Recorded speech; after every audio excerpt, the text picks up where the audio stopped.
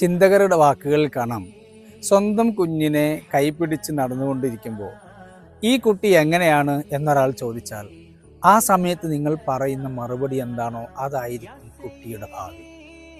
അവൻ മോശമാണ്, അവനെപ്പോഴും കച്ചറയാണ്, അവനൊരിക്കലും പഠിക്കുന്നില്ല, ഇങ്ങനെയാണ് നിങ്ങൾ കുഞ്ഞിനെ കുറിച്ച് പറയുന്നതെങ്കിൽ ആ കുട്ടിയുടെ ഭാവി അങ്ങനെ തന്നെ ആകാനാണ് കൂടുതലും സാധ്യതയുള്ളത്.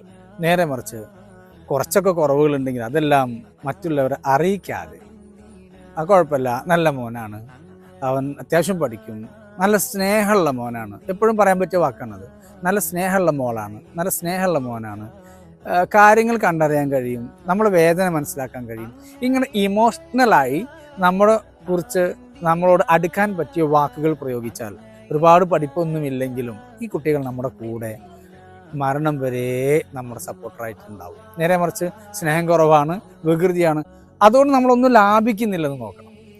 നമ്മളെ കുഞ്ഞിനെ കുറിച്ച് മറ്റൊരാൾ ഒരു നെഗറ്റീവ് അറിയിച്ചു കൊടുക്കുന്നത് കൊണ്ട് ആ കുഞ്ഞത് കേൾക്കുന്നത് കൊണ്ട് ലോകത്ത് കുഞ്ഞിന് ഒരു പോസിറ്റീവായിട്ടുള്ള മാറ്റങ്ങളും ഉണ്ടാവില്ല എന്നത് തീർച്ചയായിട്ടും മനസ്സിലാക്കണം. ഇല്ലാതെ അതിങ്ങനെ മറിച്ച് പറയും തോറും എന്നെ ഒന്നിനും പറ്റില്ലല്ലോ എന്ന തോന്നലിലേക്ക് കുഞ്ഞ് മാറും. ഈ മാറ്റം നമുക്ക് ഭാവിയിൽ നഷ്ടങ്ങളുണ്ടാക്കും. കുഞ്ഞിനെ കുറിച്ച് എപ്പോഴും നല്ലത് പറയാൻ, അപ്പോൾ നിങ്ങൾ പറയും നല്ലത് പറയാൻ വേണ്ടേ, ഉണ്ട്, ഒന്നിരിക്കൂ, എന്നിട്ട് നിങ്ങൾ കുഞ്ഞിനെ കുറിച്ച് ഇരുന്നൊന്ന് ചിന്തിക്കുക. എത്ര വികൃതിയുള്ള കുഞ്ഞാണെങ്കിലും ഇരുന്നൊന്ന് ചിന്തിച്ചു നോക്കൂ. തീർച്ചയായും ആയിരക്കണക്കിന് ഗുണങ്ങൾ.